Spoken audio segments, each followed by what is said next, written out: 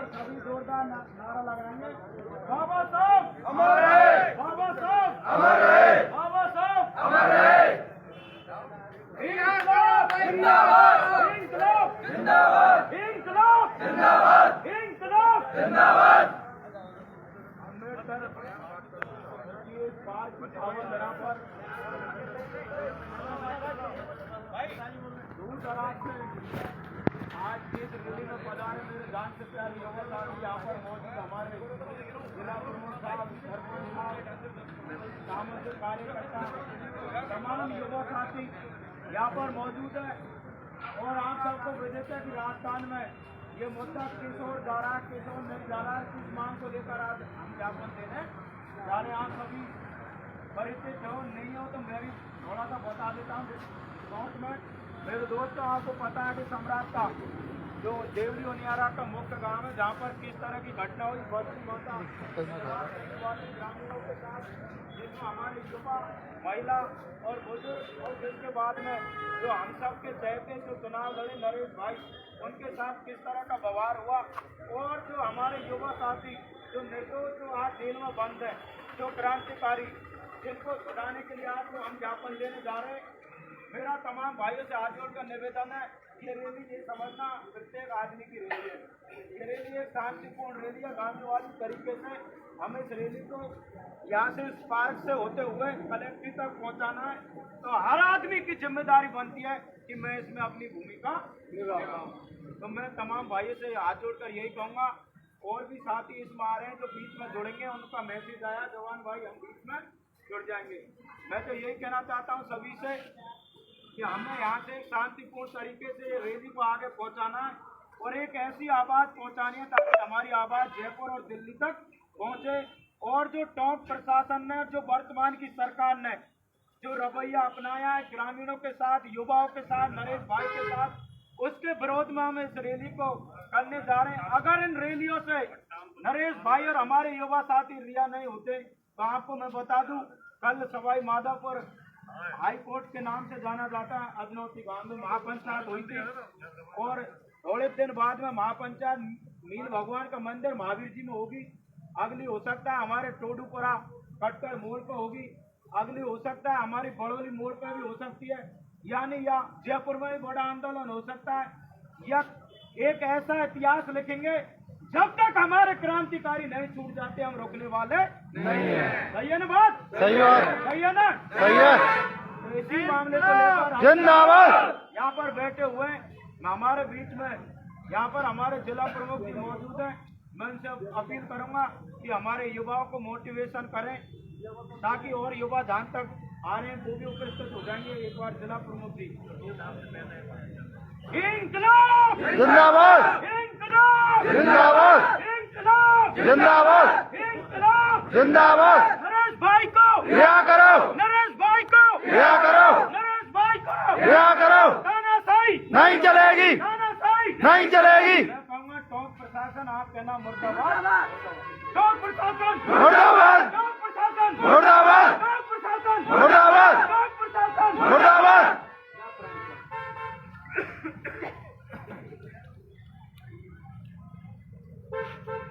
आज यहाँ पर उपस्थित हुए हमारे करौली जिले के समस्त युवा भाई जवान सिंह मोचा जी और समस्त हेलो, युवा साथी, आप सबको पता अभी है करौली है। विधानसभा के हाँ हाँ, मैं ले आऊँगा। चुनावों में ठीक 13 ठीक तारीख ठीक। को मतदान हो रहा था। हाँ जरूर जो जरूर। मतदान के समय में जो घटना हुई, जो पुलिस प्रशासन वहाँ मौजूद था, हम सबने देखा था। वो घटना वहाँ तक ही सीमित होनी चाहिए थी। तो प्रशासन उसको समेटता, प्रशासन ने अनदेखी की, उसको इतना बढ़ा दिया। बढ़ाते बढ़ाते जो समृद्धा गांव में रात में जाकर गरीब किसानों पर, खाना खाते हुए पर जो लाठीचार्ज किया, जो बर्बरता की, ये बहुत ही निंदनीय है। जो प्रजातंत्र के गला घोटने का काम किया, कोई भी घटना होती है मौके पर वो दिन में भी कर सकते थे, सुबह भी कर सकते, पर रातों में कौन अपने वाहनों पर, घरों पर कोई आग लगाता है क्या? नहीं। तो मैं मुख्यमंत्री महोदय से कहना चाहता हूं, आप सोए नहीं, आप प्रशासन से आप इसके लिए निष्पक्ष जांच करें। जिस प्रकार से आज ये हो रहा है, एक आतंकवादी होता है उसके साथ भी ऐसा व्यवहार नहीं किया जाता है। आपको पता है जब प्रशासन के अधिकारी या जवान पुलिस के किसी एक के साथ में दुर्व्यवहार करते हैं तो तुरंत वो तो इस प्रकार से घटनाएं करते हैं। जब एक आम मजदूर किसान जो रोज चक्कर लगाता है और जो उसकी नहीं सुनते हैं, जब वो आवेश में आकर कोई घटनाएं कर देता है तो इसके प्रकार इस तरह की घटनाएं की जाती है। तो इसमें सबके लिए हक अधिकार के लिए अपनी आवाज उठाने के लिए सब तैयार रहे। और मैं तो कहना चाहता हूं मुख्यमंत्री महोदय से कि इसमें संज्ञान में लेकर जो आज जो चल रहा है, धमकाया जा रहा है, तो ऐसा नहीं करे, न्याय करे और निष्पक्ष जांच करे। तो इसी के लिए हम सभी करौली वासी युवा साथी और भी हमारे आ रहे हैं। हम शांतिपूर्ण तरीका से, हम संविधान को मानते हुए हम इसको रैली को ले जाएंगे और हम मुख्यमंत्री के नाम हम कलेक्टर महोदय को हम ज्ञापन देंगे। मैं इतना ही कहना चाहता हूँ, हमारे सभी युवा साथी हम तैयार हैं। जय हिंद, जय भारत, जय भीम। जिंदाबाद, जिंदाबाद। नरेश भाई को रिहा करो, नरेश भाई को रिहा करो। जय जवान, जय किसान, जय जवान, जय किसान। नहीं चलेगी, नहीं चलेगी, तानाशाही नहीं चलेगी, नहीं चलेगी, नहीं चलेगी। तानाशाही नहीं चलेगी। जो जुल्म की टक्कर में संघर्ष हमारा नारा है, जो जुल्म की टक्कर में संघर्ष हमारा नारा है। अरे अभी चली अगड़ाई है, अभी तो आगे और लड़ाई है, अभी चली अगड़ाई है, अभी लड़ाई और है, अभी चली अगड़ाई है। दोस्तों आपने देखा अभी प्रमुख साहब ने बहुत अच्छी बात की, एक बार जोरदार तालियां बजाएं उनके लिए। मैं इसके बाद में हमारे हम सब के चहते नार की तरह दिखाई देने वाले कल्लू सरपंच से अपील करूंगा, वे इन्हें सोचें कि भाई एक बार सभी जो भाई आए उनके लिए आशीर्वाद दें और इस संघर्ष की हमारी ताकत हो। आप एक बार जोरदार तालियां बजाएं। आप सभी से मेरा अनुरोध है, पहली बात तो शांतिपूर्ण जुलूस निकाले और हम सब जो सम्राट का कांड हुआ है उसकी गहन निंदा करते हैं। निंदनीय अपराध किया उन्होंने, जो सोते हुए व्यक्ति थे उनकी लाइट काट के उनको मारपीट की है, ये बहुत बड़ा अपराध है। तो हम चाहते हैं उनको न्याय मिले और जो हमारे निर्दोष भाई फंसे हुए उन सबको रिहा किया जाए और नरेश भाई को भी रिहा किया जाए। जय भीम साथियों। इंकलाब जिंदाबाद, इंकलाब जिंदाबाद। इसके बाद हमारे जो प्रधान जी धारा भाई साहब जो हमारे साथ रहे, हमें बॉक्सिंग सिखाई इस करौली की पावन धरा पर, मैं उनसे अपील करूंगा कि आए अपने विचार रखें। एक बार जोरदार ताली बजाएं।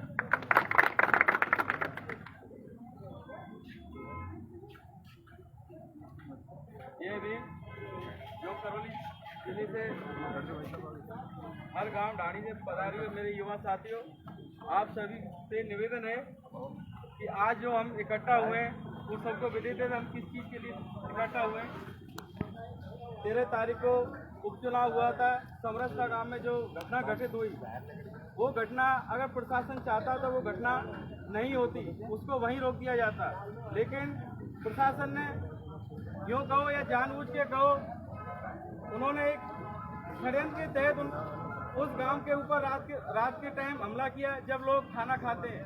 वो कहते हैं ना खाना खाता है जब तक कुत्ते को भी लात नहीं मारते हैं अपन, लेकिन उन लोगों ने ऐसा जघन्य अपराध की श्रेणी में आके काम किया कि खाना खाते हुए लोगों को अन्न को ठोकर मारी और छोटे छोटे बच्चे, बुजुर्ग, महिलाएं जो खाना खाए थे उन सब पे मतलब अत्याचार किया और उन सबको, निर्दोष लोगों को भी उसमें बंद कर दिया।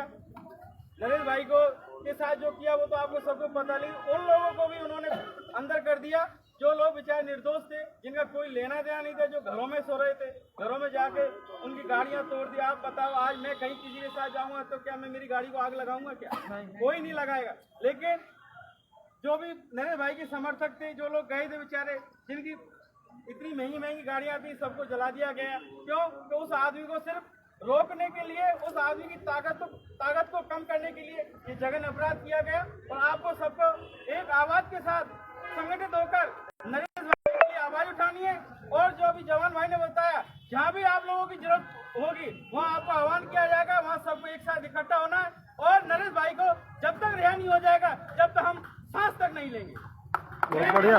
जिंदाबाद, जिंदाबाद। रिया करो भाई, रिया करो, नरेश भाई को रिहा करो, रिया करो भाई, रिया करो, नरेश भाई को रिहा करो। ये तानाशाही नहीं चलेगी, नहीं चलेगी, नहीं चलेगी, ये तानाशाही नहीं चलेगी, नहीं चलेगी, नहीं चलेगी। सम्राप्ता के सम्मान में, सम्राप्ता के सम्मान में, युवा भाई मैदान में, रिया करो भाई, रिया करो, नरेश भाई को रिहा करो।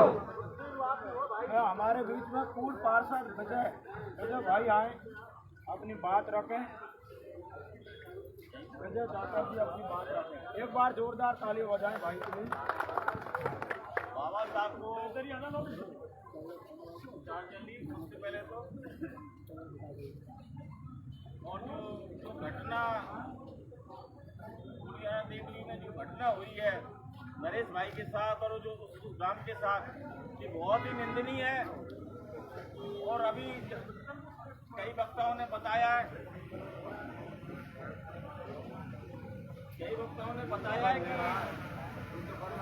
जो घटना हुई है बहुत से बच्चों के साथ, महिलाओं के साथ बहुत घोर घटना हुआ है। तो मैं तो ये कहना चाहता हूँ, जो निर्दोष लोग हैं उनको प्रशासन छोड़ने का काम करे और नरेश भाई को भी छोड़ने का काम करें। बस मैं इतना ही कहूँगा। बहुत बहुत धन्यवाद। यहाँ पर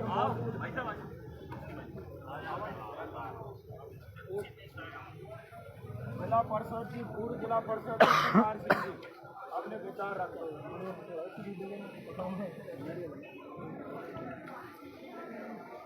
दोस्तों, वैसे तो आप सबको पूर्व वक्ताओं ने बता दिया, जवाहर भाई ने और प्रधान जी ने सब कुछ खोल के।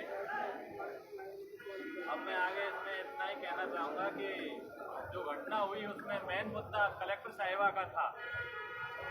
तो उसमें प्रशासन से हम मांग रखेंगे कि जो कलेक्टर साहिबा ने जो निर्दोष ग्रामीण लोगों को इतनी बेरहमी से, तो टाइम को न देखते हुए फिर भी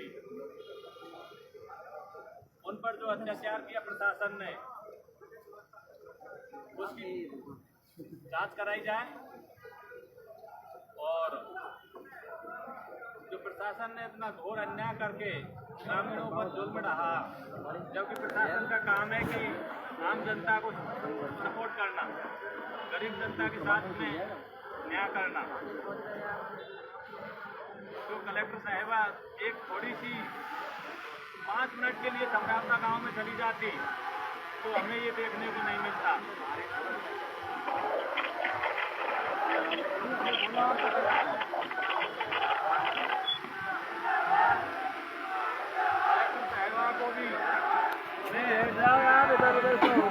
माननीय मुख्यमंत्री महोदय से निवेदन करता हूँ कि ऐसी कौन सी एटीट्यूड वो आ गया जो कलेक्टर साहिबा को वहाँ जाना नहीं पड़ा, जाने से क्यों इनकार किया, इसकी जांच कराई जाए।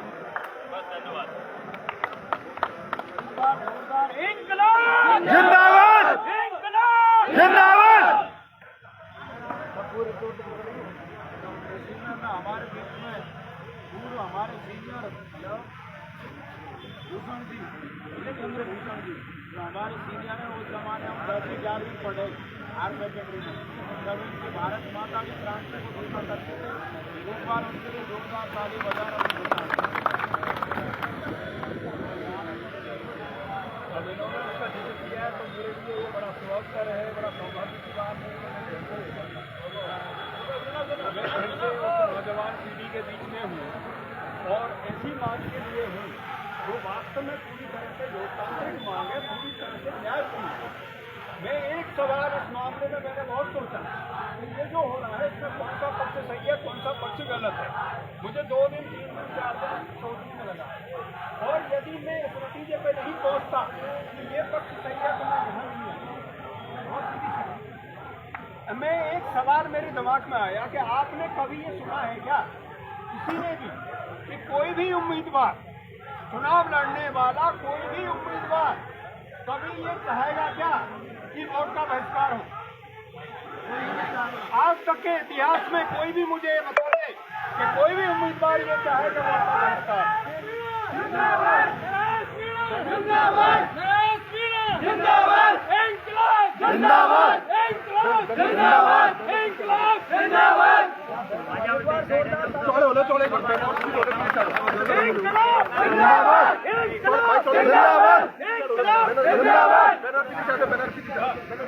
तो मेरा ये इसमें ये कहना है कि एक व्यक्ति जो कुछ उम्मीदवार है, चुनाव लड़ रहा है, लेकिन जनता की जो मांग थी, जनता गांव वालों की जो मांग थी, आप उस व्यक्ति की ईमानदारी देखो, उसकी दृढ़ता देखो, उसकी प्रतिबद्धता देखो जनता के प्रति कि वो जनता की काम की मांग के साथ था, बहिष्कार के साथ था। आज तक के इतिहास में आप कोई भी बता देंगे ऐसा कभी हुआ है? नहीं हुआ। हर उम्मीदवार ये चाहेगा कि एक एक वोट भी पड़े, लेकिन उसकी ईमानदारी ये है कि चुनाव जीते या हारे, लेकिन जनता की जो न्यायिक मांग है, जनता की जो अधिकार की मांग है, वो उसके साथ खड़ा हो। एक बात। दूसरी बात जो ये कहते हैं कि ये किया वो किया, सीधी सी बात है किसी एसडीएम का कौन सा कानून है, कौन सा आप बताइए, हमें कानून बताइए कि आप जबरदस्ती या कैसे आप वोट डलवा सकते हैं। एसडीएम का मैंने इंटरव्यू सुना, मैंने देखा है, मैंने सारी चीजों को सोचा है। वो अपनी तरफ से इस बात को, उस इंटरव्यू को आप लोग देख लें, कोई भी देख ले उस इंटरव्यू को, सुनिए, कोई भी देख ले, आपको इस बात को स्वीकार करता है एक तरह से कि उसने उन पर दबाव डाला वोट डालने के लिए। उस इंटरव्यू में ये बात स्पष्ट रूप से उसके मुंह से निकल जाती है कि एक तरह से उसने कहा है कि हाँ हमारा तो एक काम है वोट डलवाना, और एक तरह से उसने जबरदस्ती को वोट डलवाया। बहुत साफ बात। तो ये क्या एसडीएम का काम है, किसी व्यक्ति को जबरदस्ती वोट डलवाना? और अगली बात यह है कि मान लो जो हुआ उसमें आप यदि गलत हरकत कर रहे हैं, गैर कानूनी काम कर रहे हैं, तो उसका विरोध क्यों नहीं होगा? क्यों नहीं करे? कौन विरोध करेगा? उम्मीदवार विरोध नहीं करेगा, कौन विरोध करेगा? ये एक सीधी सी बात है।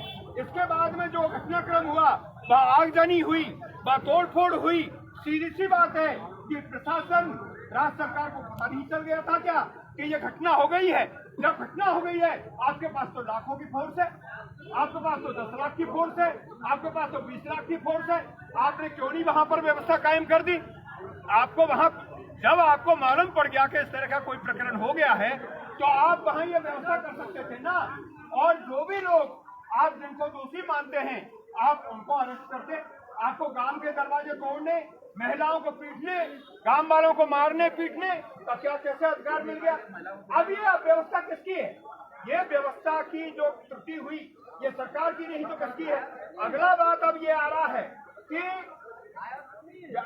खुद कलेक्टर का मैंने इंटरव्यू देखा, गांव वालों का नहीं है, बाहर के लोग थे।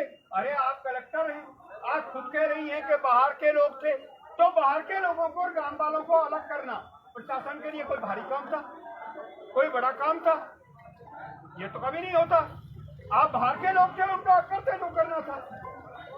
अब अगली बात इसमें ये आ रही है आज की स्थिति में कि हम न्यायिक जांच की मांग इस पर करते हैं। हमारी एक मांग है न्यायिक जांच की मांग। आज कुछ लोग, कुछ नेता हमारे उस मांग से चाहे आगे बढ़े हैं चाहे पीछे हटे हैं, लेकिन हमारी मांग, आज आपने जिनको गिरफ्तार किया है, जिनको दोषी किया, सबको रिहा करिए।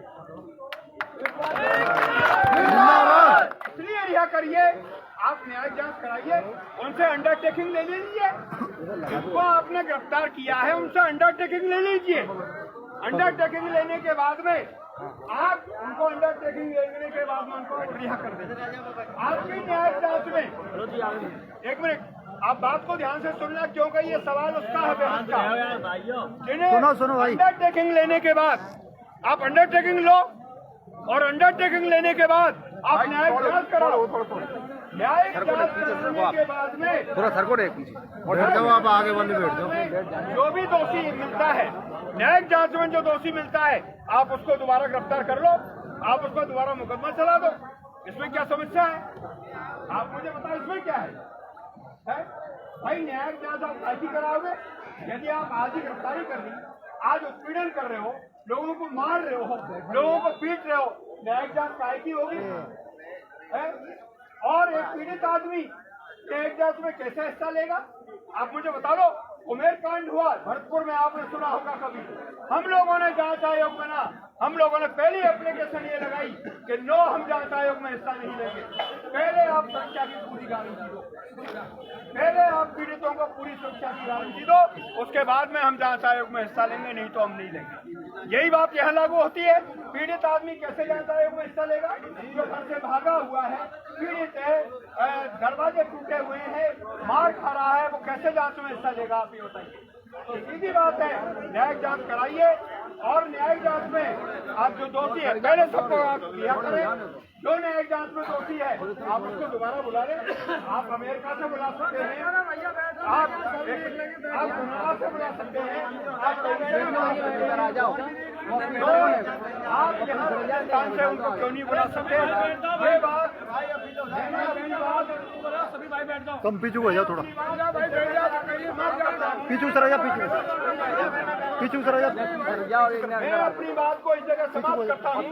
और मैंने ये जो पॉइंट रखे हैं, वो पॉइंट मैंने सोच करके, जो लोग कह रहे हैं, नेता जो कह रहे हैं, प्रशासन जो कह रहा है, सरकार जो कह रहा है, वो पूरी तरह से गलत कह रहा है।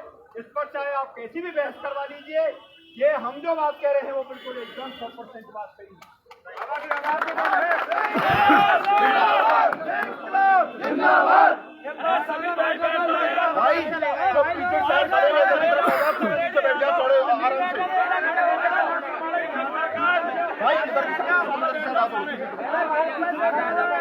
नो आजा, नो आ जाओ उधर।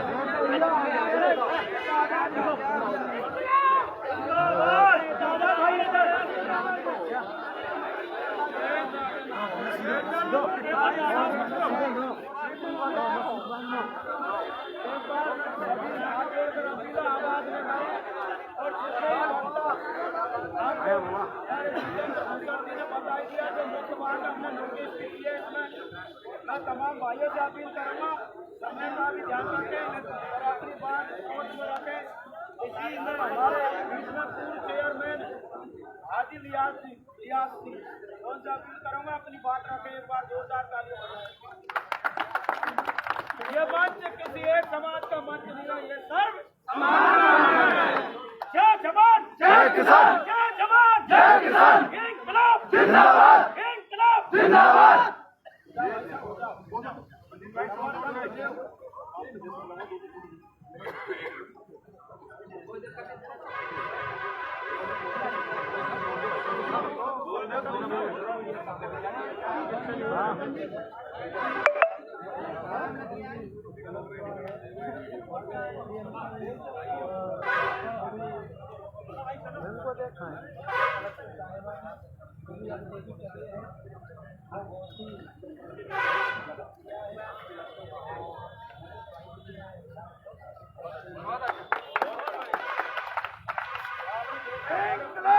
जिंदाबाद, जिंदाबाद।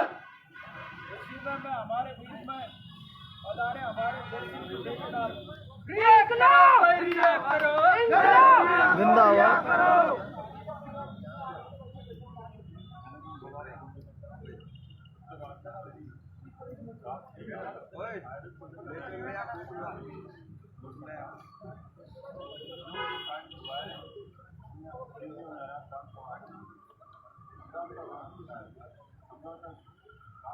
क्या गलती थी हमारा गाँव में ये तो अपने से कर रहे थे हमारे नजदीक जोड़ा जाए उसमें कलेक्टर साहिबा हमारे ग्रुप में से हमारे दिमाग से तो ये हमारे ग्रुप में आता है कि कलेक्टर साहिबा और एसडीएम दोनों की मिली भगत बढ़ा दी रखा गया इसकी न्याय विकास की जाए जिससे जो हमारे भाई हरीश भाई है और जो भी हमारे साथ हैं हमारे साथ की जो उसकी कार्यकर्ता थी उनके खिलाफ जो कानूनी कार्रवाई की गई है वो गलत की गई है। उनकी तो ऐसी गलती क्या थी चुनाव प्रचार में हर नेता के समर्थक तो जाते ही हैं तो हमारे लिए ये निवेदन है कि ज़्यादा हमारे हरीश भाई को दिया किया जाए उसके जो साथी पकड़ी हो उनको दिया किया जाए जाँच जिससे आम जनता में रोग पैदा ना हो पकड़ा दे उसको पकड़ा दे उसको बोलो तो जिंदाबाद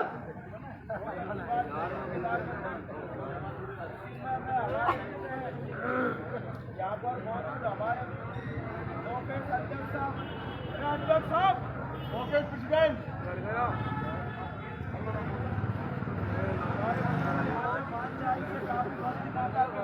युवा बुजुर्ग पधारे उनके लिए एक बात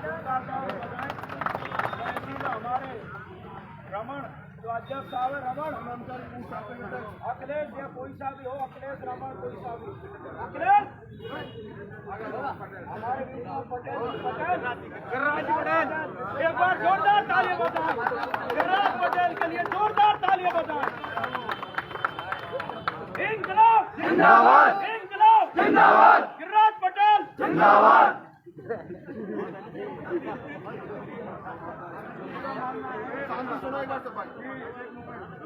नरेश मीना के साथ आजाद न्याय हुआ और बाप उनका सम्राट का उनका कोई अपराध नहीं था साहब यूँ खड़े हो जाए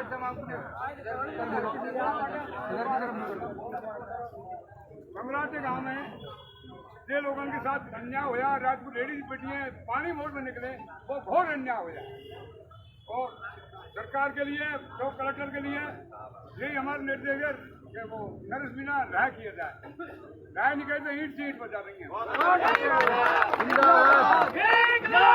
जिंदाबाद जिंदाबाद जय किसान हम एक है हम एक है इस भाई को रिहा करो हाकिम जी मेरी आवाज सुन रहे होंगे विचार रखे हाकिम जी आ जाए समय का अभाव है क्रांति आपके नाम अपने बात रखे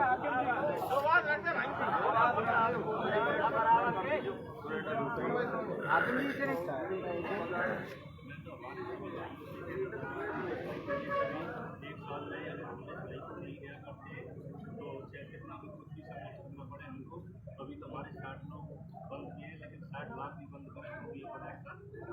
एक बार जोरदार जिंदाबाद जिंदाबाद हमारे बीच में हमारे पुराने साथी पप्पू का क्या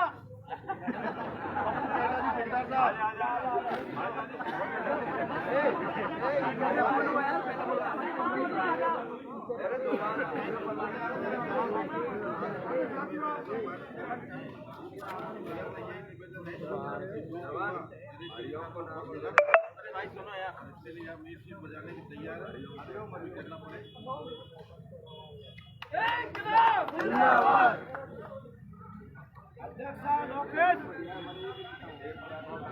हेमू रोहर हेमू भाई रोहर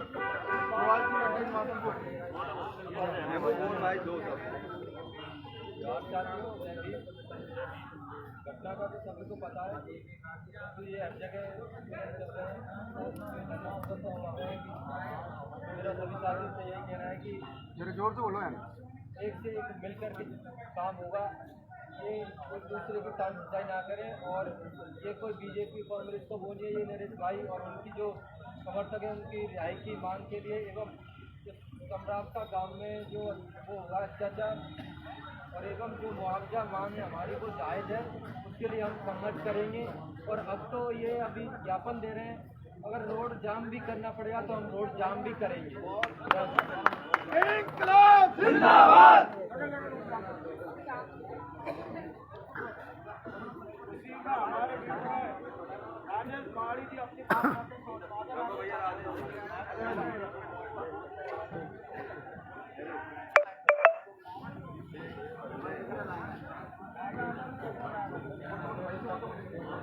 इंकलाब जिंदाबाद। साथियों, आज इस सब समाज के आप सभी यहाँ पर पधारे, सभी के लिए बहुत बहुत धन्यवाद। क्योंकि एकत्र ढूंढने की कब जरूरत पड़ती है, जब गरीबों के ऊपर अत्याचार होता है तब। ऐसे ही समर्थक गाँव के रात में जिनको कोई पता नहीं था, छोटे छोटे बच्चे आराम से घर में सो रहे थे, कोई खाना खा रहा था, मगर अचानक ही इस तानाशाही सरकार ने उन पर हमला बोल दिया, जिनको ऐसा ही पता नहीं चला कि ये कोई आतंकवादी हमको मार रहे हैं या हम यहाँ से जिंदा निकल सकते हैं या नहीं। ये बहुत निंदनीय घटना है। और सबसे बड़ी पहली हमारी सबकी दुकान की मांग ये रहेगी कि जो कलेक्टर साहब है उनकी इसमें भारी लापरवाही रही है, और जो SDM साहब है उनकी भी जिस तरीका से उन्होंने अपने पद का और उसका घमंड का करके और दूरी दबरी से वोट डलवाया है, तो उसको भी पक्का कर दिया जाए। सरकार से निवेदन करना चाहते हैं और तुरंत उनको भी नरेश भाई ने अपराध किया तो उन्होंने भी अपराध किया है, तो उनको भी पुलिस प्रशासन कड़ी से कड़ी सजा दे और उनको पक्का किया जाए। यही कहता हूँ साथियों, इंकलाब जिंदाबाद। बहुत अच्छे, एक बार जोरदार तालियां बजाएं। और आज बहुत खुशी का दिन है कि आज इस बाबा साहब की इस पावन धरा पर इस पार्क में सर्व समाज इकट्ठा हुआ। एक बार जोरदार तालियां बजाएं। हमारे बीच में राजेश भागना जी जो गुर्जर समाज से हैं, उनको पता है कि युवाओं की लड़ाई है, ये नरेश की नहीं, प्रत्येक उस युवा की लड़ाई है जो ये चाहता है कि बदलाव होना चाहिए। राजेश भागना जी जिंदाबाद। दिया वो कानून की क्रिया, कानून अपना काम करे, लेकिन जिस तरीके से पुलिस ने गांव में बच्चों को, बुजुर्गों को, महिलाओं के साथ जो अत्याचार किया, दुराचार किया, उसके लिए मैं भी पूरे समाज नरेश के साथ है। मैं तो इतना ही कहना चाहता हूँ, भाइयों एकजुट रहो और नरेश मीणा के साथ रहो और जगह जगह आंदोलन और धरना, जब तक नरेश मीणा रिहा नहीं होंगे हम नरेश मीणा के साथ हैं। इंकलाब जिंदाबाद। इंकलाब जिंदाबाद। आवाज दो। एक हमारे बीच में यहाँ पर मौजूद समर आप अपनी बात रखना चाहें।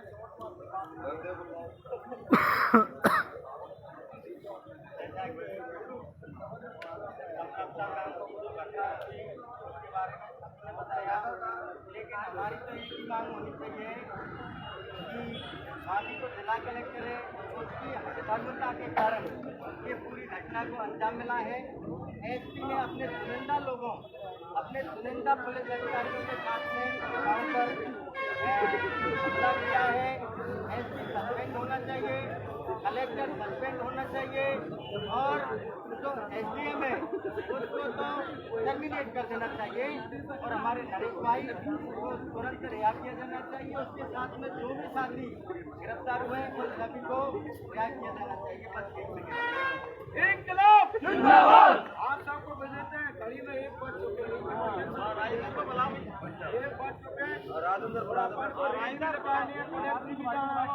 शांतिपूर्ण तरीके से। एक बात जरूर ध्यान रखना मेरे दोस्त, हम एक ऐसी लड़ाई लड़ने जा रहे हैं जो टॉप प्रशासन सरकार ने हमें जो बदनाम किया ना, हमारी एकता है युवाओं को, तो हमें एक तरह से जिस तरह से गोलियां आंसू बोला समय उससे ये जाहिर होता है कि हमें वो एक तरह से कड़ी फार बताना चाहते हैं, तो हमें इस चीज का ध्यान रखना है।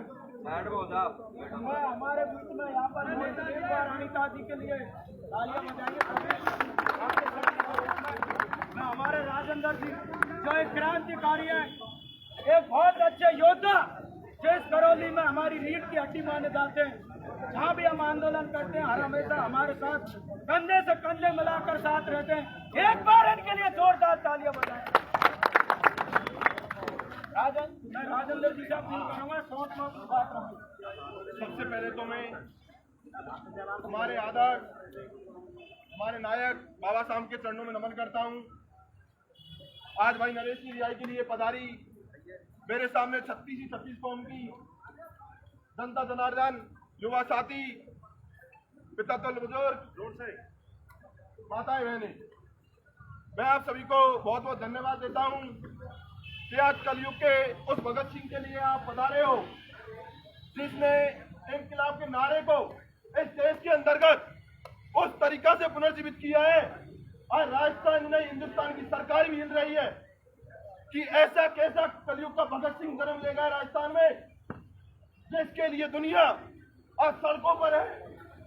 वो भगत सिंह तो जेल में है, लेकिन उसके चाहने वाले, उसके हमदर्द आज राजस्थान की प्रत्येक सड़कों पर है और जनता उसके लिए मरने के लिए तैयार है। साथियों, ये लड़ाई अकेले नरेश भाई के लिए नहीं है, ये लड़ाई है गरीब, मजदूर और बेवास और लाचारों की। जब जब धरती पर अत्याचार होता है, अत्याचार बढ़ता है, तब भगवान रूपी एक भगत सिंह जन्म लेता है। तो साथियों, आज उसी भगत सिंह के लिए हम इकट्ठे हुए जिसने समराब्ता वाले भाइयों के लिए वो लड़ाई लड़ी जिसको देश और दुनिया देख रही है। आप लोगों ने देखा किस तरीके से प्रशासन ने गांव वालों के साथ में अत्याचार किया। लोकतंत्र में ऐसी घटना के लिए कहीं भी कोई जगह नहीं है। जिस तरीके से माता बहनों के ऊपर रात के समय लाठीचार्ज किया, जो अन्न का दाना होता है उसको हम खाते हैं, अन्न को एक हमारे समाज में उच्च दर्जा दिया है, उसका अत्याचार कहीं नहीं होता है। लेकिन उस प्रशासन ने इतने छोटे छोटे बच्चे और माता बहने जो अपने खाने खाने वाला मुंह में दे रही थी, उनके ऊपर जबरदस्त लाठीचार्ज किया, उनको घरों को जला दिया। एक किसान जो अपने घर को तैयार करता तो 30 वर्ष लग जाती है उस घर को तैयार करने में, उसके खून पसीने की कमाई से वो घर तैयार होता है, उसको चंद सेकंडों में प्रशासन ने जला दिया।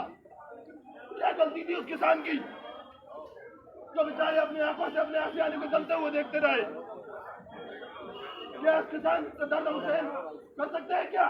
नहीं करेंगे। ये लड़ाई अपने हक और अधिकार की है।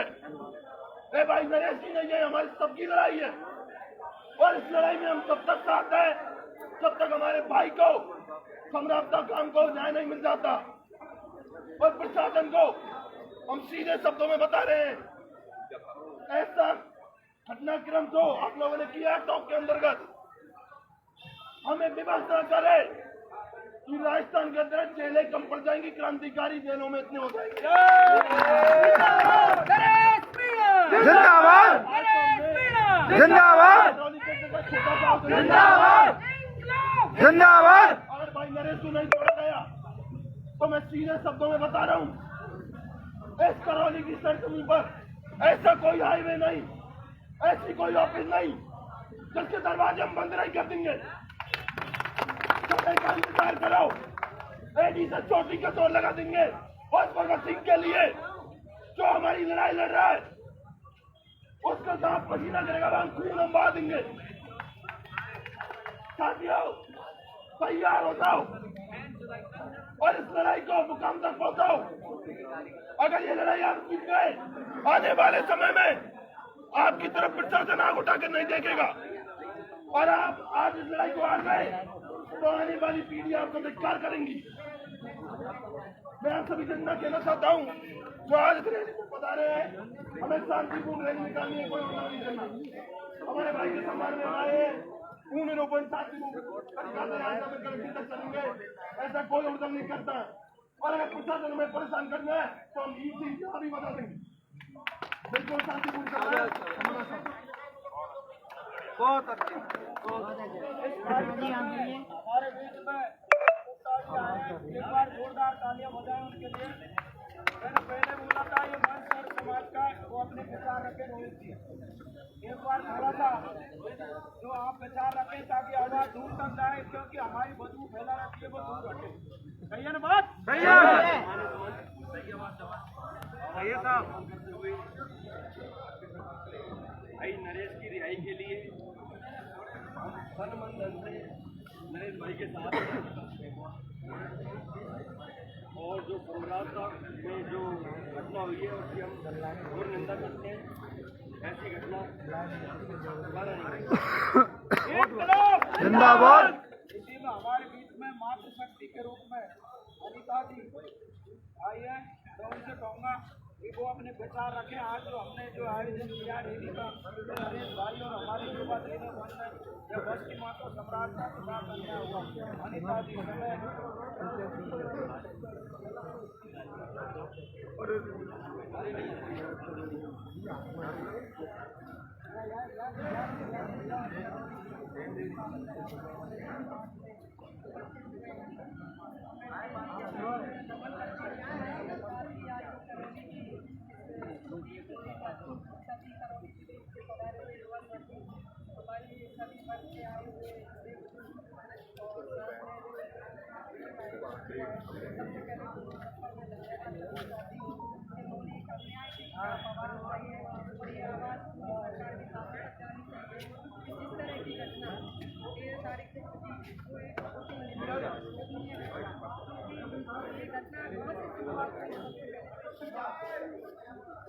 गलती किसी कोई भी कर सकता है, लेकिन गलती की शुरुआत भी तो कैसे हुई है।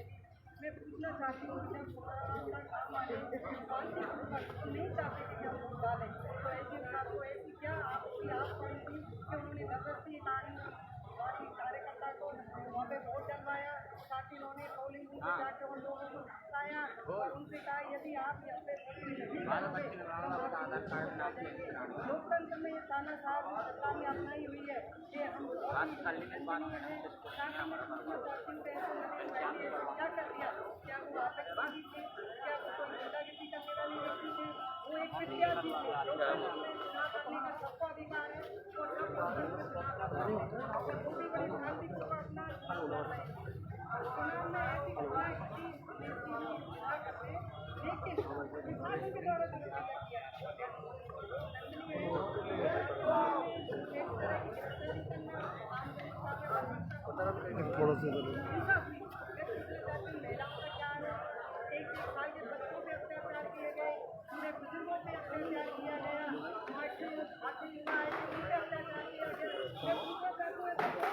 तीन रह गए। ऐसा कौन व्यक्ति है या कोई भी किसान है या मजदूर है या आम जनता जो अपने घरों को चलाएगी, क्योंकि एक घर को बनाने में जीवन लग जाता है, तो अपने जीवन की पूंजी लगा देता है। मैं कहना चाहती हूँ कि हम सब एक ही मांग को लेकर के यहाँ बैठे हुए कि नरेश भाई को रिहा किया जाए, साथ ही समरावता गाँव में जो भी युवा जो बिल्कुल निर्दोष है उनके भविष्य से बात किया जाए, उन बच्चों को निर्दोष साबित करके उनको जेलों से बाहर निकाला जाए, साथ ही उन लोगों को मुआवजा दिया जाए जिससे उनका नुकसान हुआ है। साथ ही में जो कल की जो घटना है न्यूज़ पेपर मैंने सुना है, जैसे कहा गया है कि पहले तो कह रहे थे कि भाई न्यायिक जांच होगी इस प्रकरण में, लेकिन कल सरकार ने अपना स्टैंड बदल दिया। वो पता नहीं उनके शासन को बचाना चाहती है या एडीएम साहब को बचाना चाहती है या कलेक्टर साहिबा को बचाना चाहती है कि उन्होंने कहा है नहीं हम सम्माई आयुक्त से इसकी जांच कराएंगे। यदि सम्माई आयुक्त से जांच कराई गई तो मैं एक बात कहना चाहती हूँ, सिर्फ उन प्रशासन को बचाया जाएगा, इसमें किसी भी व्यक्ति को ना तो रिहा किया जाएगा ना निर्देशों को बाहर निकाला जाएगा। तो हमारी तो एक ही मांग है कि न्यायिक जांच हो, साथ ही वहाँ के युवाओं को रिहा किया जाए और जो भी ये बर्बरता की गई है उन प्रशासन की भी कड़े शब्दों में निंदा की जाए करती हूँ। साथ ही मैं चाहती हूँ कि एडीएम साहब की भी कार्रवाई की जाए, क्योंकि ये कार्रवाई सिर्फ निर्देश लोगों पे की गई है, सरकार पक्षपात कर रही है, ये पक्षपात नहीं किया जाए। मैं आप सबके साथ हूँ, आप सब यहाँ पे उपस्थित हुए, जैसा आप आगे आदेश दोगे मैं आप सबके साथ खड़ी रहूँगी। जय हिंद। आवाज दो, हम एक है। आवाज दो, हम एक है।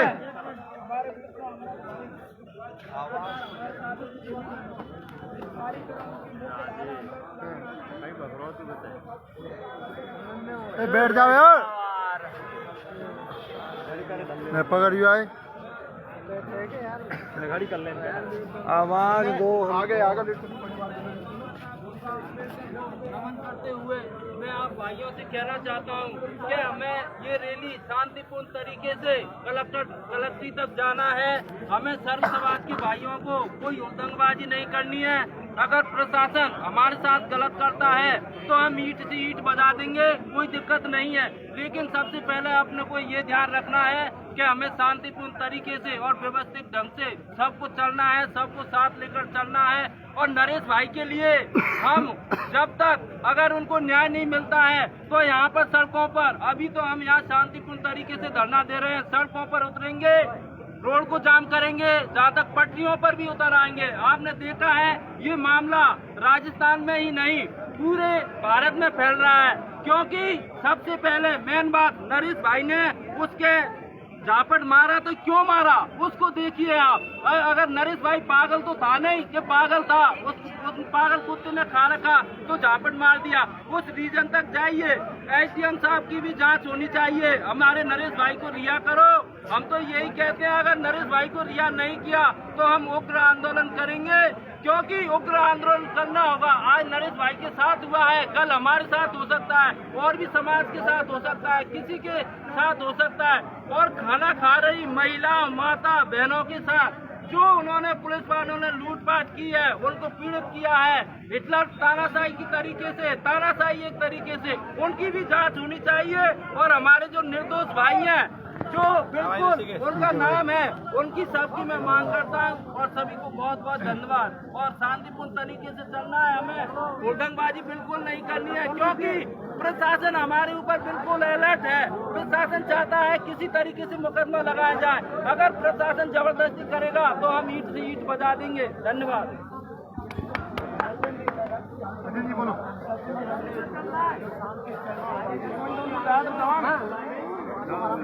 रुको